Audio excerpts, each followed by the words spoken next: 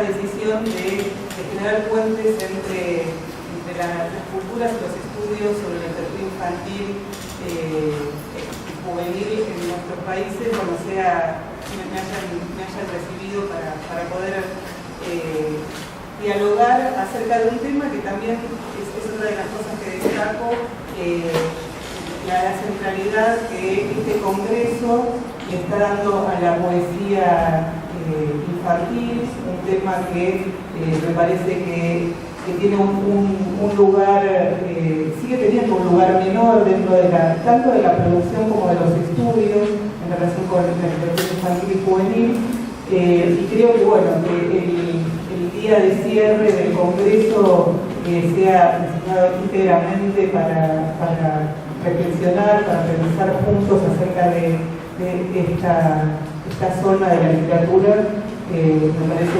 absolutamente auspicioso, ¿no? Celebro que eso suceda.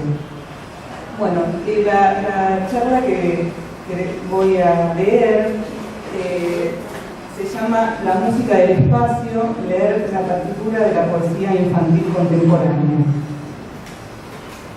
Más de 100 años después de que Mallarmé, en su prefacio a su enigmático poema que ven en imagen, Un golpe de dados jamás abolirá el azar, más de 100 años después de que Mallarmé hablara de leer su poesía configurada desde la ruptura y dispersión del verso como quien asiste a un concierto y escucha una sinfonía, me seduce retomar sus reflexiones en esta charla.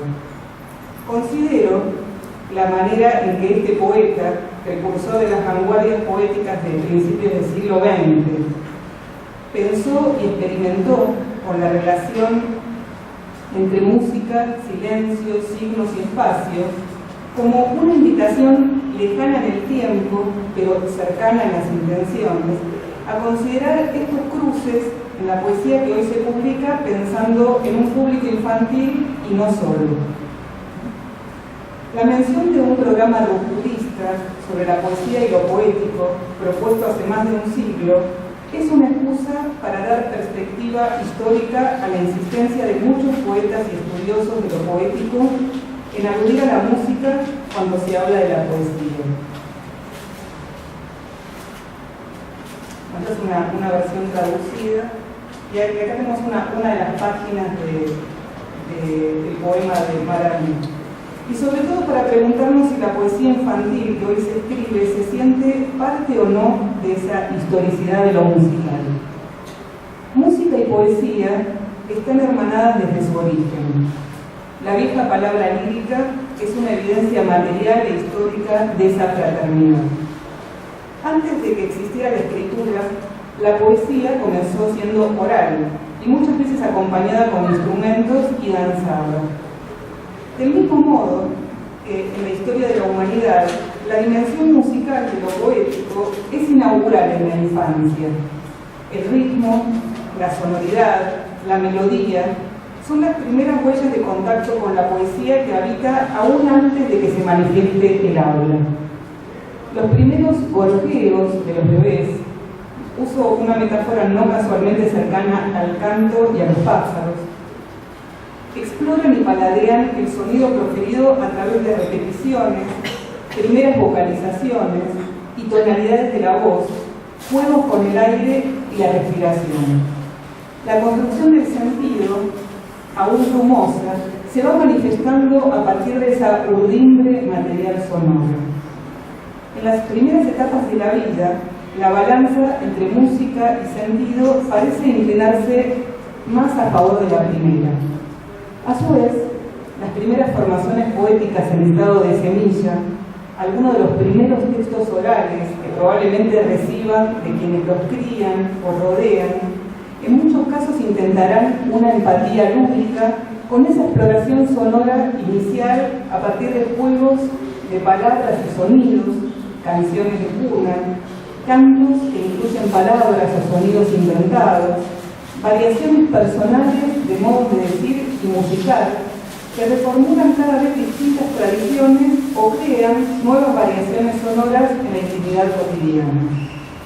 En esa etapa de la vida, una gran parte de los adultos en sus comunicaciones con los bebés y niños pequeños, dan muestra de que privilegian a los juegos lingüísticos y poéticos como formas de encuentro con quienes se inician en el lenguaje hablado. La conciencia de esta experiencia poético-musical que nos atraviesa y nos une en el comienzo de nuestras trayectorias vitales, ubica a lo poético en relación con el cuerpo a través de la voz, tanto la que se dice como la que se escucha, y de todo lo que el estímulo fónico pone en movimiento en nuestra corporalidad. Sin embargo, la dimensión corporal, en la mayoría de los casos al poco tiempo queda en suspenso, eclipsada o directamente en el olvido, ni bien entra a tomar protagonismo el aprendizaje del sistema abstracto de la lengua, y sobre todo cuando la apropiación de la escritura, por medio del dominio gradual de la lectura silenciosa, acalla la vibración sonora de lo pronunciado a viva voz. Según George Young, una de las funciones de la poesía es devolver al niño, y yo agregaría también al adulto, la presencia de su cuerpo en la lengua. Si bien él habla de funciones de la poesía, yo prefiero hablar de potencialidades, ya que en literatura infantil la palabra función muchas veces es usada como un deber ser que la aleja de la literatura y el arte.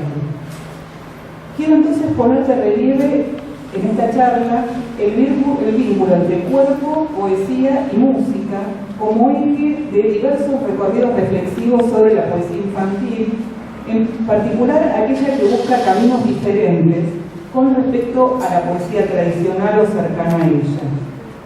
Si consideramos esta tríada de conceptos, ¿no?, cuerpo, poesía y música, veremos que se abren muchas perspectivas no tan habituales en las reflexiones sobre la poesía para niños.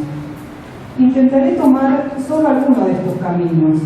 Por un lado, pensar la musicalidad como una de las formas de sensibilización de la corporalidad a partir de la poesía para niños que se aparta de lo más convencional y conocido.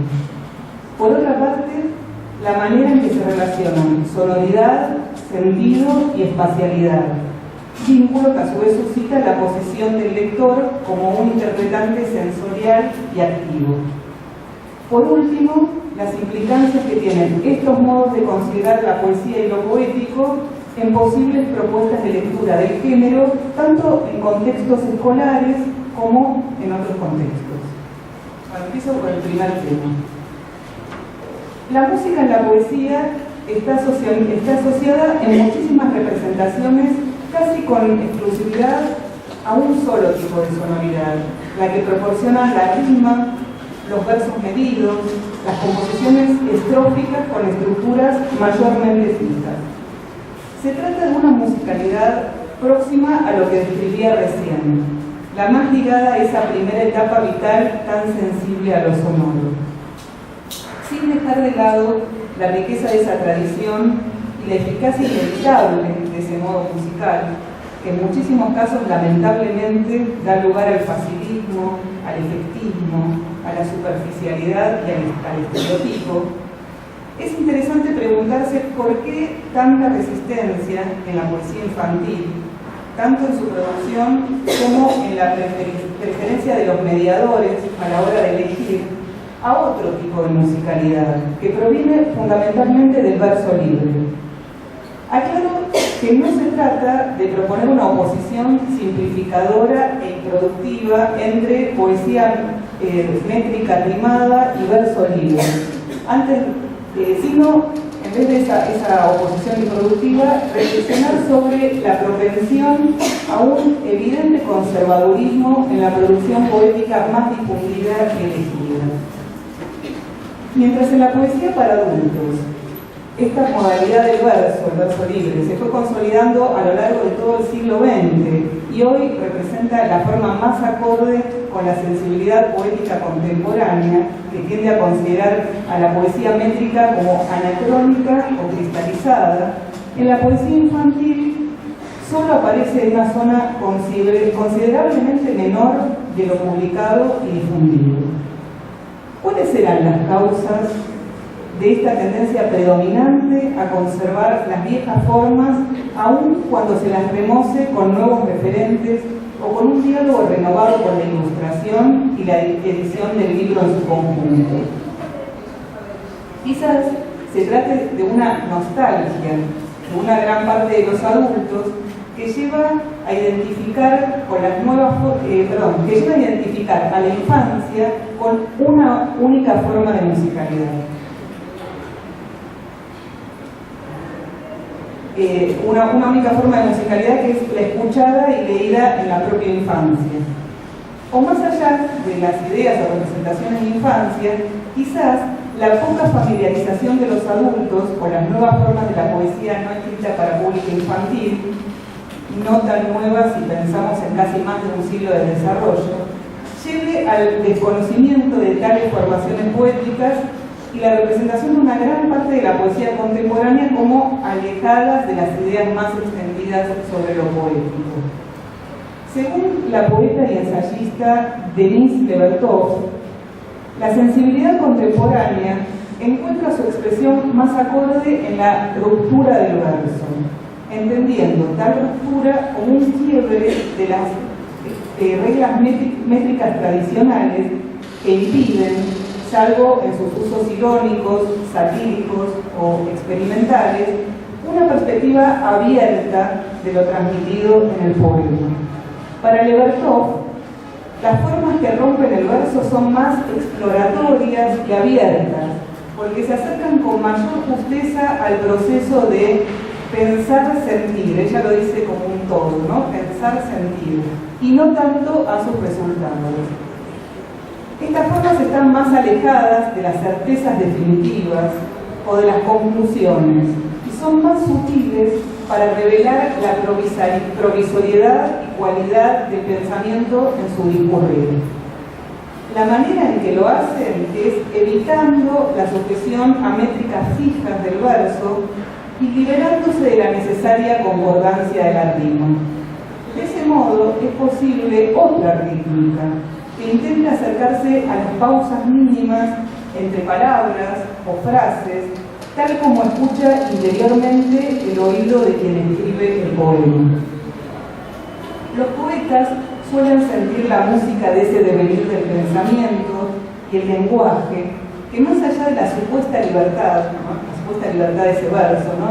María Teresa Groto la llama libertad condicional, es sensibilísima a la alteración de la melodía, aunque se trate de un cantar disonante. La alteración sonora que provoca una palabra borrada o ubicada en otro verso en el proceso de hacer un poema o corregir ese poema tiene consecuencias, tanto en el verso medido como en el verso libre. Quienes escriben poesía tratan de ser fieles a la manera en que los sentidos y las formas cantan para ellos, y eso se vive como una ley que se reinaugura en cada poema. Ese canto no tiene solo una fase individual, que llevaría, entre otros factores, a una configuración probable del estilo de cada poeta, sino también una dimensión de época, de diversos grados y modos de pertenencia o resistencia a ciertas ideologías y tendencias en los discursos poéticos circulantes en momentos y lugares determinados. Es decir, la ruptura del verso no se ajustaría solo a la percepción atenta de las maneras en que nuestro discurrir interno genera una sintaxis propia, con una puntuación que no necesariamente se ajusta a la gramatical. También el quiebre del verso puede nutrirse, como ocurre con una buena parte de las poéticas recientes, de lo conversacional, de las inflexiones y sonoridades del habla cotidiana, de la canción popular, de la improvisación con la palabra y el cuerpo, de la poetización de discursos considerados no poéticos, como por ejemplo el discurso científico, el político, el sociológico, entre otras búsquedas de diversos modos de decir. Allí también podríamos preguntarnos si la poesía infantil que se produce y edita hoy dialoga o no con las búsquedas estéticas predominantes en la poesía adulta contemporánea en sus propias geografías y en otras que ejerzan influencias diversas en el hacer político. Nuevamente, es fácil advertir en la mayoría de lo publicado el corte entre las corrientes principales de la poesía destinada a adultos y lo que se produce y publica para niños. En este género se manifiesta una tendencia a la tradicionalización de las formas y el tratamiento del lenguaje, que es más fuerte que en la narrativa destinada a niños. Como si la poesía fuera el reducto de la literatura infantil más endogámico y autocomplaciente, de un modo de ver la infancia que es poco proclive a las experimentaciones y por lo tanto más desatento a las búsquedas e innovaciones provenientes de lo poético no destinado a niños. Sin embargo, aunque la proporción todavía sea pequeña en relación con la corriente principal más cercana a lo tradicional, en los últimos años es posible observar con más nitidez unas poéticas que buscan caminos propios, en algunos casos en diálogo con las vanguardias del siglo pasado, y otras poéticas de la segunda parte de ese siglo y comienzos de este. Sacuden así el statu quo de un género en el que sigue vigente una visión nostálgica e infantilizadora de su público. La búsqueda de otro tipo de sonoridad que no se reduzcan al imperio de la rima o al ajuste métrico y estrófico, en ciertos casos llevan a un encuentro lúdico con el significante, como sucede con el reciente libro de David Wagner, publicado en 2013, con ilustraciones de Juan Lima, Cabía una vez. El título de este poemario juega con un doble eco que se expandirá luego al abrir el libro. Uno, el guiño al tiempo, otro de las invenciones, ¿no? Cabía una vez, ¿no? Los relatos y los juegos, y un segundo eco, el deslizamiento del significante desde el haber al caber. La tapa, creada por Lima, retoma poéticamente estas posibles resonancias, jugando con el libro en su carácter de objeto al crear un efecto de profundidad. En una mano nocturna y con huellas sobre un fondo violeta, cabía una vez una luna calada en su palma, ¿no? Esta luna está calada en la tapa del libro.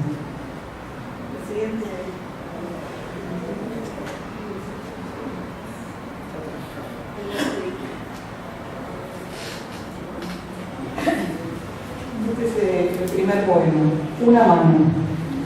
Cabía una vez una mano en un bolsillo, solo una vez, porque a la segunda ya no entraba. Pero la mano había cabido una vez. De eso se trata este cuento. El disparador de la invención en este poemario parece seguir el juego del significante comenzado con el título. Todos los poemas comienzan con una familiaridad sonora con el imperfecto cabía.